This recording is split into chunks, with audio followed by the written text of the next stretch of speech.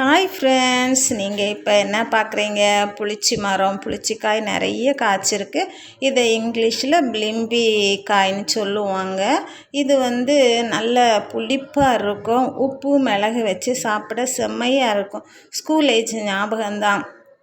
ஸ்கூலுக்கு போகிறப்ப வழியில் பறித்து சாப்பிட்டு அப்படியே ஒரு ஓட்டம் ஸ்கூலுக்கு ஓடுறது மட்டும் இல்லை. இந்த சைடு இருக்கிறவங்க இது அவியலில் மீன் குழம்புலலாம் போடுவாங்க. புளிக்கு பதிலாக இதை சேர்ப்பாங்க. டேஸ்ட்டாக இருக்கும். மீன் குழம்புமே நல்லா தான் இருக்கும். பிக்கிள் போடலாம். பிக்கிள் போட்டால் அது நிறைய நாளுக்கு கெடாமல் இருக்கும். டேஸ்ட்டாகவும் இருக்கும். பாருங்கள், பார்த்தாலே அது கொத்து கொத்தாக காய்ச்சிருக்கிறத பார்த்தா பறித்து சாப்பிடணும் மாதிரி ஆசையாக தான் இருக்குது. ஒரு மரம் நின்னாலே ஊர் முழுக்க எல்லாருக்கும் பறிக்கிறது மாதிரி தேவையான அளவு கிடைக்கும். இது ஃப்ரீயாகவே எங்கள் ஊரில் எல்லார் வீட்லேருந்தும் நம்ம எடுத்துக்கலாம்.